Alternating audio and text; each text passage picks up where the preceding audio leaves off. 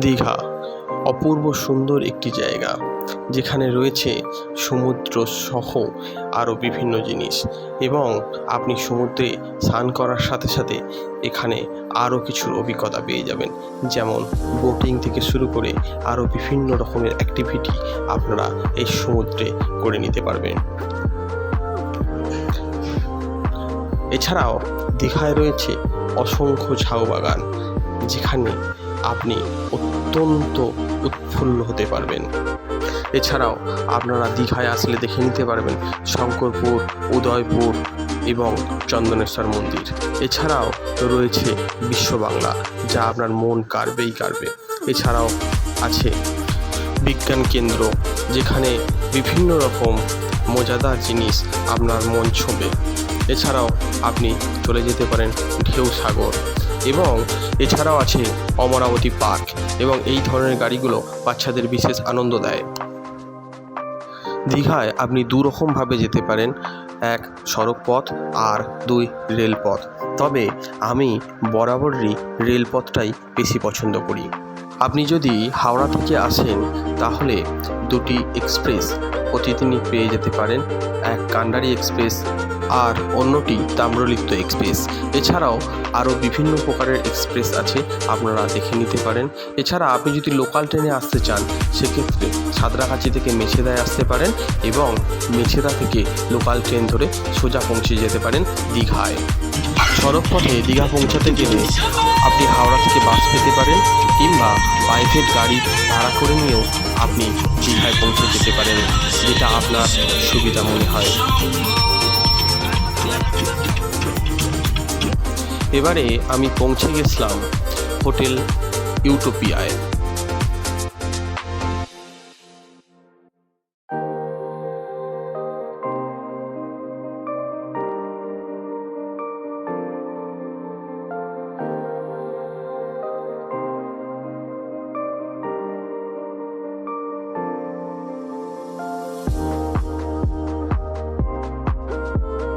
আমরা ছিলাম হোটেলটির একেবারে 3 তলায়, এবং আমাদের রুম নাম্বার ছিল 304।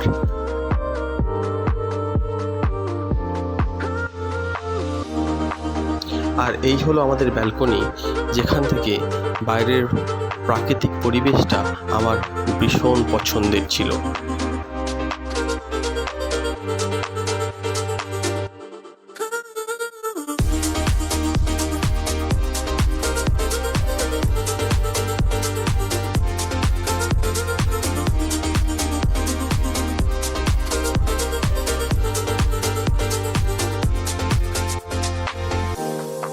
আর আমাদের রুমে টিভি সহ ওয়াইফাই এবং আরও বিভিন্ন রকমের সুযোগ সুবিধা ছিল। আমরা রুমে কিছুক্ষণ রেস্ট করার পর বেরিয়ে পড়লাম তালসারির উদ্দেশ্যে।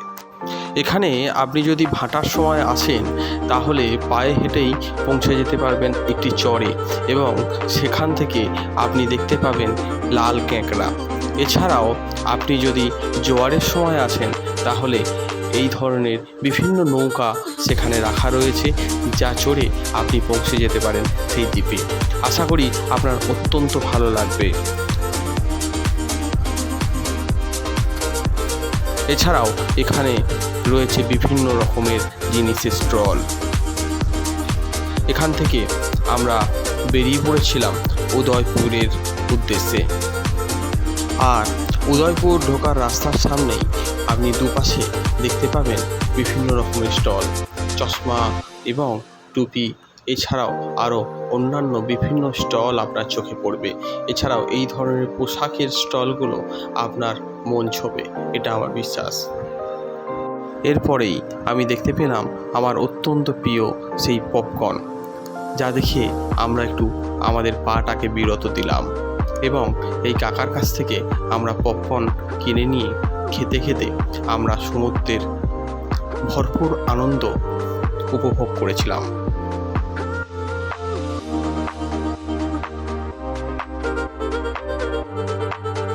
এখানে অনেকগুলোই আকর্ষণীয় জিনিসের মধ্যে সমুদ্রের পাড়ের ঝাউ গাছ আপনাকে আকর্ষিত করবেই।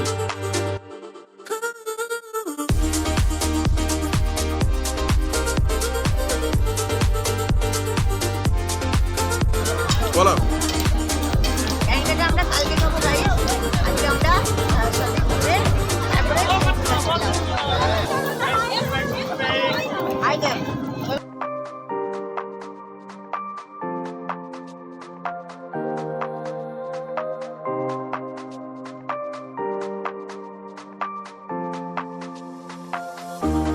আর দীঘায় আসলে আমায় অত্যন্ত টানে এই সামুদ্রিক কাঁকড়া।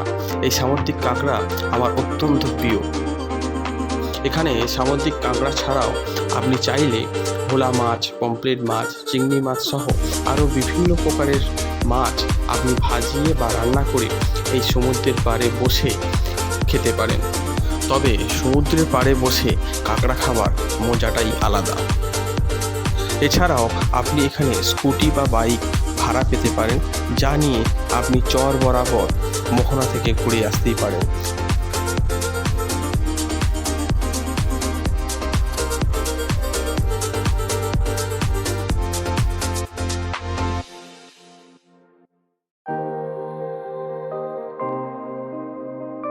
আর এরপরেই আমরা চলে এসেছিলাম সেই আমার খুব অত্যন্ত প্রিয় একটি জায়গা, যার নাম ঢেউসাগর। এবং টিকিট কাটার পরেই আমাদেরকে ঢেউসাগরে প্রবেশের অনুমতি দিলেন।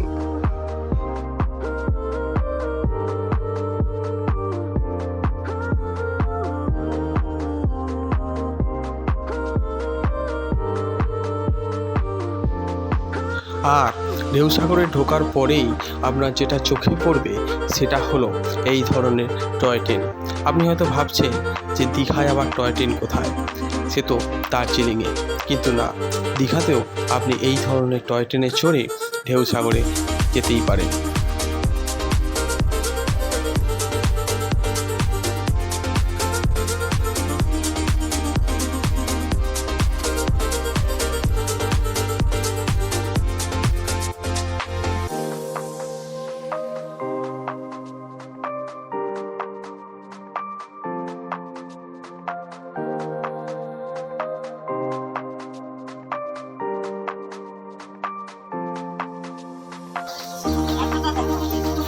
সে দেখছো বলো, গার্লফ্রেন্ড আছে, হ্যাঁ শিকার করছে না। আরে করলে অসুবিধা কি আছে? হ্যাঁ, তো কি হয়েছে?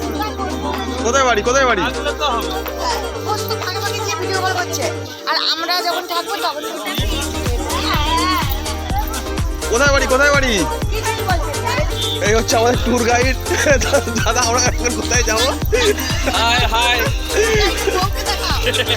এই ট্যুর, এই দুজনে ট্যুর গাইড। দাদা বলুন আমরা এবার কোথায় যাবো?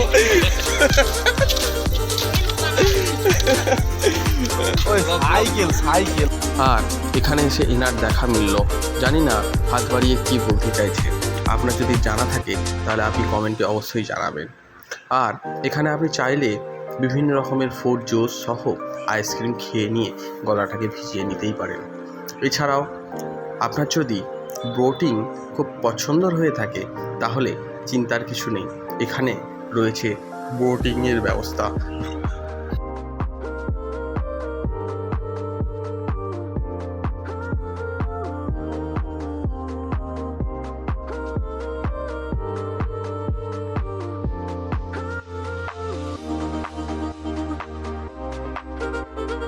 এছাড়াও টয় ট্রেনের আনাগোনা সহ বিভিন্ন প্রকারের অ্যাক্টিভিটিস আপনার চোখে পড়বেই।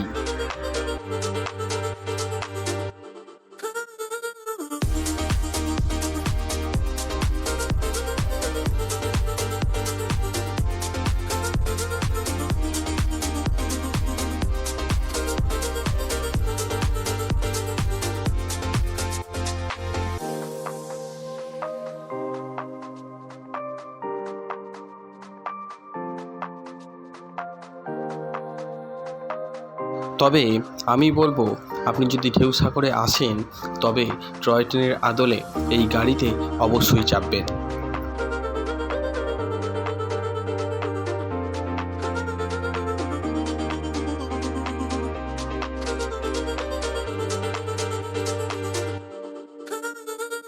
চারিপাশে এই ধরনের আলোকসজ্জা আপনাকে মোহিত করে তুলবে।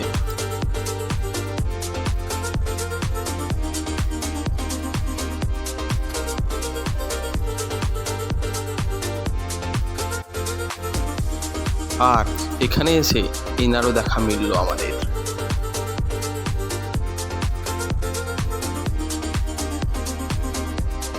ঢেউসাগরের ভেতরের আলোকসজ্জিত পরিবেশ আপনার মন কাড়বে বলে আমার বিশ্বাস।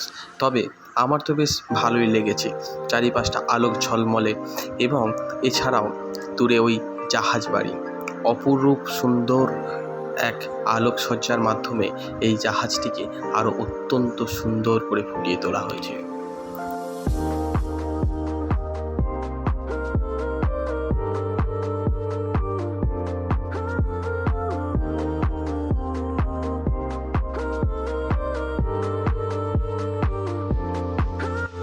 আপনি এখানে দেখতে পাবেন বিশাল হাত, এছাড়াও আপনি দেখতে পাবেন সমুদ্র এবং আপনি সমুদ্রের গর্জন অপরূপভাবে আপনি উপভোগ করতে পারবেন।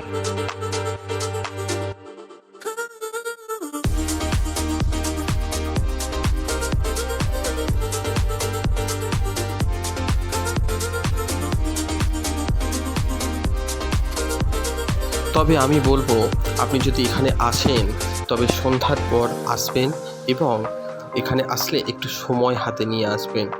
আশা করি আপনার অত্যন্ত ভালো লাগবে এবং এখান থেকে যেতেই ইচ্ছা করবে না। তাই আমি সময় হাতে নিয়ে আসার প্রসঙ্গটা তুললাম।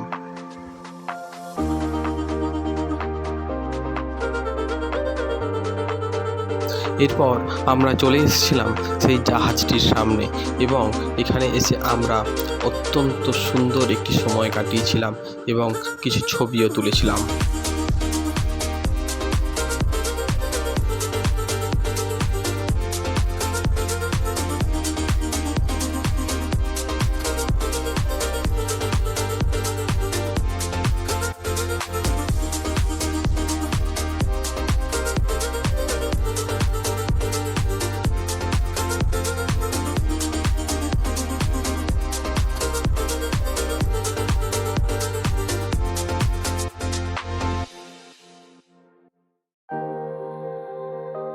এইখানে আপনি এই ধরনের কার্টুন চরিত্র ছাড়াও আরও অন্যান্য কার্টুন দেখতে পাবেন, যেগুলো বাচ্চাদেরকে খুব আনন্দ দেয়।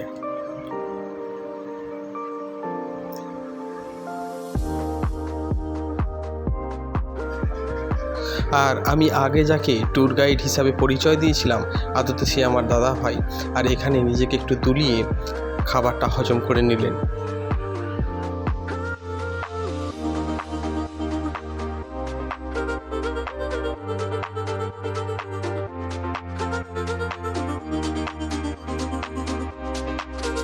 আর এখানে বাচ্চাদের বিভিন্ন প্রকারের নাগরদোলা আপনার বাচ্চাকে এবং আপনাকে অত্যন্ত আনন্দ দেবে।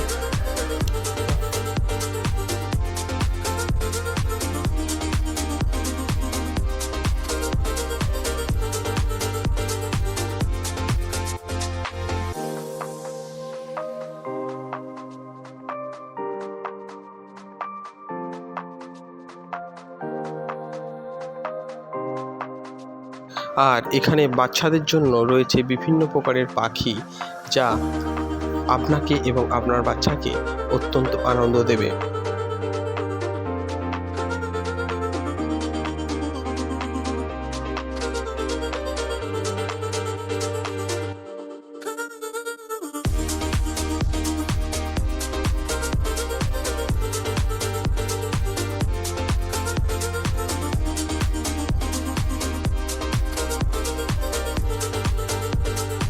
এরপর আমরা ওখান থেকে বেরিয়ে চলে এসেছিলাম দীঘার সি বিচ এবং এখানে আমরা বিভিন্ন প্রকারের ফুচকা, ঝালমুড়ি, আলু কাবলি সহ আরও অন্যান্য খাবার খেয়ে একটু চারিপাশটা ঘুরে নিলাম।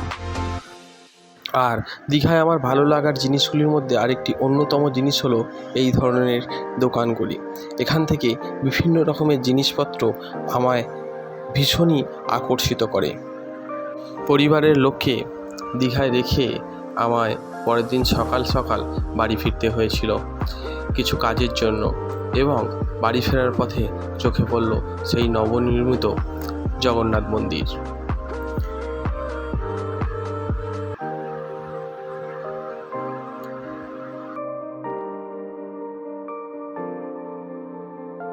সুযোগ পেলে আপনি অবশ্যই একবার আসবেন জগন্নাথ মন্দিরে। আশা করি আপনার মন ছোঁবে।